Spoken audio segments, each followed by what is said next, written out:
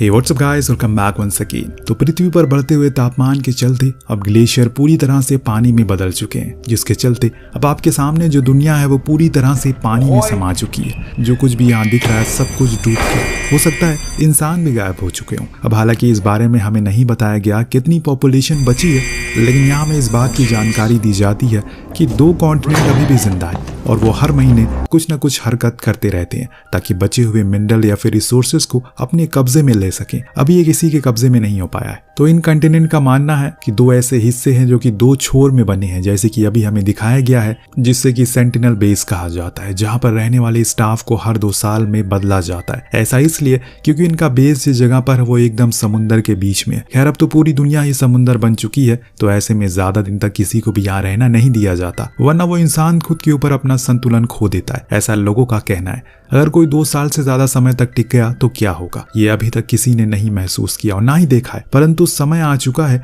अब उस चीज को महसूस करने का, क्योंकि जो स्टाफ यहाँ पर तैनात है निगरानी के लिए, उन्हें 2 से 3 महीने हो चुके हैं और अभी तक वो रेस्क्यू शिप नहीं आई, जिसका इन्हें बेसब्री से इंतजार है पिछले 3 महीने से। जैसे जैसे करके समय निकल रहा है, इनके लिए उस समय को काटना और भी ज्यादा खतरनाक होता जा रहा है, क्योंकि जब आपको पता होता है कि कोई आ रहा है लेने के लिए, तो वो इंतजार किसी कांटे की तरह चुभता है। पर क्या कभी सोचा है अगर ये इंतजार जिंदगी भर का बन जाए तो? खैर, इस बारे में बाद में बात करेंगे। फिलहाल अभी के हालातों को करीब से देखने की कोशिश करते हैं। इस बेस पर टोटल 4 लोग हैं। उनका लीडर था हेनरिक, जो इन्हें बताता है कि आज रात तूफान आने वाला है, तो उनके पास मछलियां पकड़ने का अच्छा मौका है। दरअसल इनके पास अब खाने की कमी होने लगी है, इसीलिए वो नहीं चाहते कि वो समय आ जाए जब उसे खाने के लाले पड़ जाए, इसीलिए पहले से वो तैयार रहना ही बेहतर समझता है। कैसिडी एक लौती फीमेल थी इन मर्दों के बीच में, इसीलिए वो लोग उसे ज्यादा कुछ काम नहीं देते। ज्यादातर वो डेस्क वर्क ही करती है। जैसे कि दूसरे कॉन्टिनेंट में क्या चहल पहल हो रही है। अब रात हो गई है और तूफान का शोर भी अब इनके कानों में पड़ने लग गया। इस बीच कैलिनल फिशिंग करने के लिए तैयार था। उसे एक बड़ा सा जाल पानी में डाला और फिर उसके ऊपर खींचने लगा। हेनरिक का दावा ठीक था,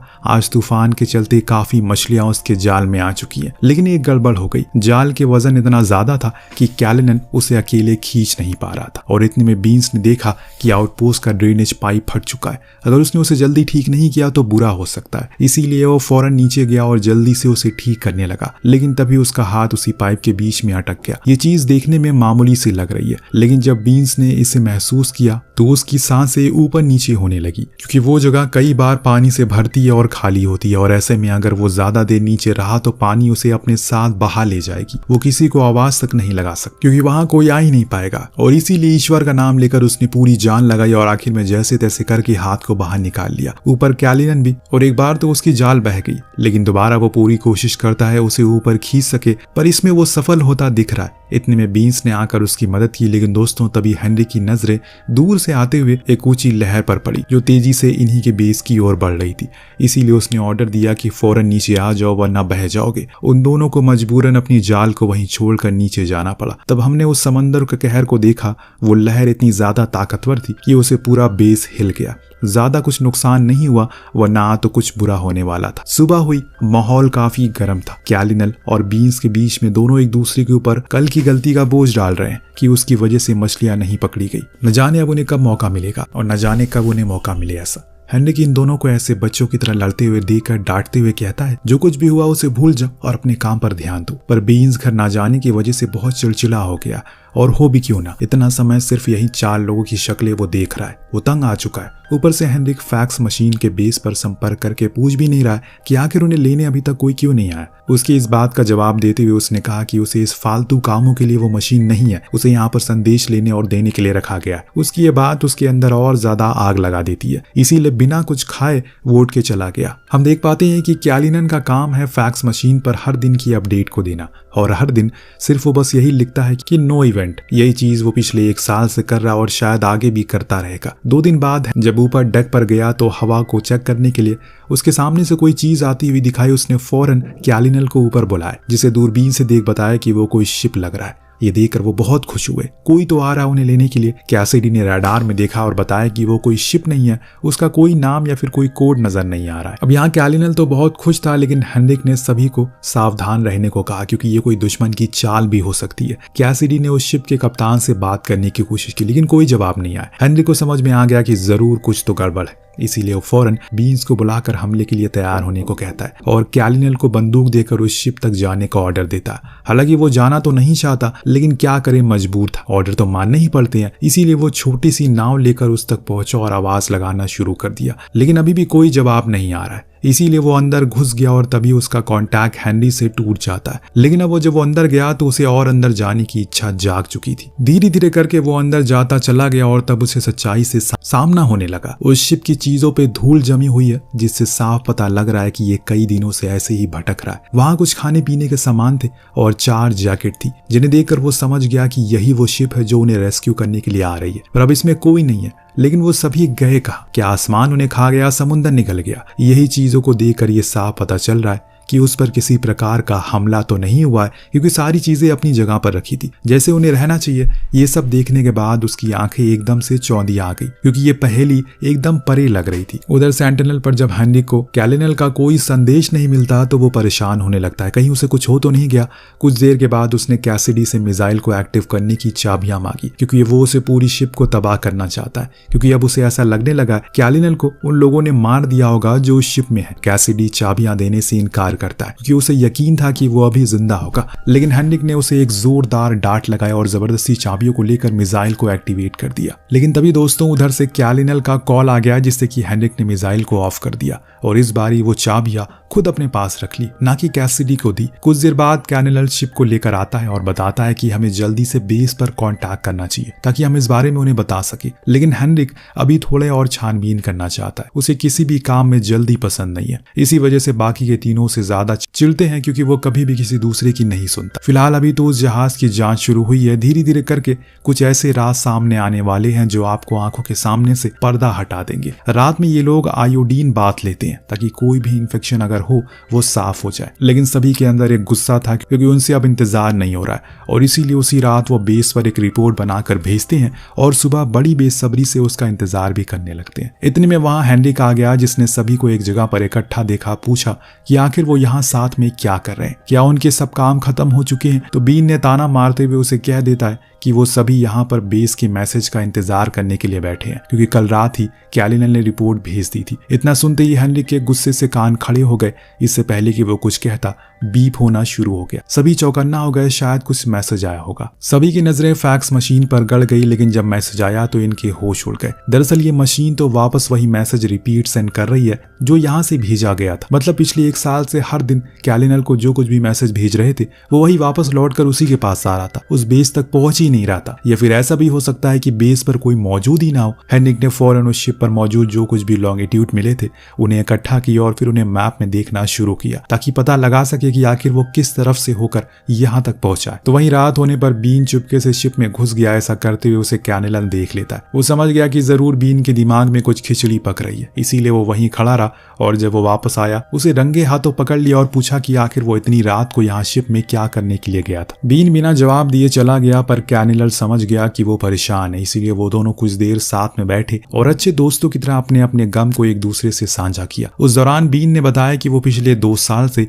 यहाँ तक नहीं जानता कि उसका परिवार जिंदा है या फिर मर चुका है। उसे अब यहाँ नहीं रहना, इसीलिए जितनी जल्दी हो सके वो जाना चाहता है और उसने एक प्लान भी बनाया है जिससे वो शिप को खराब हुए इंजन को ठीक करेगा, फिर उसे लेकर निकल जाएगा।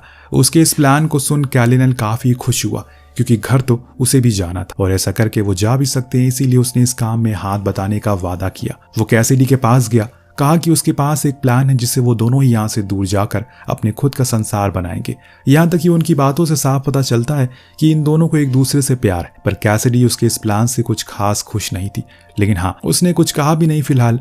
अब अगले दिन से ये दोनों पूरी मेहनत करके उस इंजन को ठीक करने में लग गए, जिसमें थोड़ा समय तो लगता है, लेकिन बाद में ये दोनों ही मिलकर उसे ठीक कर देते हैं। लेकिन जैसे ही वो बाहर आया वहां पर वो हेनरिक उसका इंतजार कर रहा था, जो उनके इस टीम वर्क की तारीफ करता है। लेकिन अब वो ऑर्डर देता है कि जो कुछ भी इस शिप में जरूरत के सामान है उसे बाहर निकाल कर ले आओ और इसे डुबा दो। इस चीज को सुनकर कैलिनल गुस्से में बोल उठा कि हमारे पास सिर्फ यही एक चारा है घर लौटने का, अगर हमने ऐसा किया तो हम हमेशा के लिए यहीं पर रह जाएंगे। लेकिन हेनरिक तो उनके मुंह पे कह देता है कि कोई घर नहीं जा रहा है, क्योंकि सभी का कॉन्ट्रैक्ट एक्सपायर हो चुका है और अब उन्हें यहीं रहना है। लेकिन वो दोनों तो पूरी तरह से तैयार थे, यहाँ तक कह देते हैं कि वो लोग वोट कर रहे हैं, जिसमें उसने और बीन ने हाथ तो खड़ा किया लेकिन कैसिडी हाथ नहीं खड़ा करती। जो चीज देख कैलिनल दंग रह गया कि उसने ऐसा क्यों किया। हेनरिक ने उन्हें अपनी बंदूक दिखाते हुए कहा कहा कि जाकर नीचे रिपेयरिंग करो और जो काम मैंने दिया उसे फौरन करो। दोनों को मजबूरन जाना पड़ा, लेकिन अब वो हेनरी की हरकतों से बिल्कुल भी खुश नहीं थे। उन्हें तो यहाँ से निकलना है और यहाँ वॉल्चन आ रहा है। उधर दूसरी तरफ कैसिडी और हेनरी की कुछ बातें हम सुन पाते हैं, जिसमें वो उसे बता रही है हमारा टेलीग्राफिक मशीन सच में खराब हो चुका है, इसीलिए हमारे पास बेस से कोई मैसेज नहीं पहुंच रहा है, इसीलिए हमें कुछ करना पड़ेगा। सीन शिफ्ट हुआ। वो दोनों जो बात कर रहे थे कि तभी उनके पास ये दोनों आ गए और हेनरिक ने कहा कि कैसिडी ने बताया है कि टेलीग्राफिक मशीन पूरी तरह से खराब हो चुकी है, इसीलिए मैंने फैसला किया कि तुम दोनों उस शिप से बेस तक जाओ और उन्हें बताओ कि हमारे साथ ये हुआ है, बाकी मैं और कैसिडी यहीं पर रुकेंगे। बीन्स तो बहुत खुश है ये सुनकर, लेकिन कैलिनल खुश नहीं था क्योंकि उसे तो कैसिडी के साथ घर जाना था, पर अब वो उसे ऐसे अकेले छोड़कर कैसे जाएगा। इस चीज का पता लगाने के लिए वो अकेले में कैसिडी से बात करता और उसे पूछता है आखिर वो उनके साथ क्यों नहीं चल रही। कैसिडी ने वो कहा जो सुनने पर कैलिनल पूरी तरह से टूट जाता है। उसका कहना था वो उसे प्यार नहीं करती, उसने बस यहाँ पर वक्त काटने के लिए उसके साथ इस रिश्ते को ढोंग किया। वो यहाँ अपनी मर्जी से रुक रही थी, ना कि किसी दबाव में। इतना जानने के बाद कैलिनल के सारे ख्वाब चूर चूर हो जाते हैं। उसने अभी तक जो कुछ भी सोचा था सब कुछ खत्म सा नजर आता है। अब उधर हेनरी को भी कुछ ऐसा जानने को मिलता है जिससे वो भी दंग रह गया। दरअसल जब वो उस शिप में मिले कोऑर्डिनेट को चेक कर रहा था तो उस दौरान उसे पता चलता है कि हमारे यहाँ से किसी ने उस शिप को गलत रूट बताया था। जानबूझकर ऐसा उसने क्यों किया ये तो उसे भी नहीं पता, लेकिन वो इतना जरूर जान गया है कि उनके बीच में कोई है जो दुश्मनों से मिला हुआ है। अब अगले दिन जब ये लोग सोकर उठते हैं तो इनके सामने एक शिप नजर आया जो कोहरे में ढका हुआ है। कैसिडी ने कोशिश करी किसी भी तरह करके उसके कैप्टन से बात हो सके, लेकिन कोई जवाब नहीं आया। उस तरफ इस बारी हेनरी किसी को नहीं भेजता उसमें देखने के लिए। उसने फैसला किया कि इस बारी शिप को उड़ा देगा, जिसके लिए उन दोनों को ऑर्डर दिए, लेकिन पहली बारी में इनका निशाना चूक गया और जब अगली बारी शूट करने की आई तो उसी दौरान कोहरा छट गया और तब जो चीज इनके सामने आई इनके होश उड़ गए। दरअसल ये रेस्क्यू शिप था जो इन्हें 2 दिन पहले मिला था। ये सब कुछ हेनरिक का किया धरा था क्योंकि वो नहीं चाहता कोई भी इस शिप को छोड़कर घर जाए, इसीलिए उसने कल रात को ही चोरी से उस शिप की थोड़ी दूरी पर ले जाकर खड़ा कर दिया। फिर सुबह ये चाल चली और जब ये सच्चाई सामने आई तो कैलिनल शूट के ऑर्डर नहीं मानता और तब हेनरिक ने बीन्स पे शूट कर दिया और उसके कान से होकर गुजर गई। अपनी मौत के डर से कैलिनल तोप के गोले को शूट कर देता है, जिससे वो पूरा शिप तबाह हो गया। इससे पहले कि हेनरिक कुछ और कर पाता, पीछे से कैसिडी ने आकर उस पर हमला करके उसे बेहोश कर दिया। बीन्स तो उसे जान से खत्म करना चाहता था, लेकिन कैलिनल ने रोक दिया, कहा कि अभी इसे कमरे में बंद कर दो। उन्होंने वैसा ही किया। फिर बाद में कैसिडी ने डिसाइड किया कि वो और बीन दोनों मिलकर टेलीग्राफ पर नजर रखेंगे और कोशिश करेंगे जो भी गलती हुई है वो उसे ठीक कर सके। पर कैलिनल के दिमाग में तो सिर्फ एक ही सवाल घूम रहा था, आखिर अचानक से हेनरी ने अपना फैसला कैसे बदल लिया। उस दिन क्या बात हुई थी उसकी और कैसिडी के बीच में। इस बीच कैसिडी बोल उठी जो कुछ भी उसने उस दिन उससे कहा था वो सब कुछ झूठ था। वो सच में उससे प्यार करती है, लेकिन अब तो उसे रत्ती भर भी उसकी बातों पर यकीन नहीं था। लेकिन उसे कुछ कहा नहीं बल्कि खुद तहकीकात शुरू कर दी। शाम होने पर वो हेनरिक के लिए खाना लेकर गया और तब उसे पूछा कि आखिर उसने अचानक अपना फैसला बदल कैसे दिया उस दिन। तब उसने उसे वो कोऑर्डिनेट वाली बात बताई, कोई था जिसने उस रेस्क्यू शिप को गलत रास्ता बताया। दरअसल वो तो 3 महीने पहले यहाँ आने वाली थी, पर हमारे में से कोई था जिसने उसकी दिशा को बदल दिया।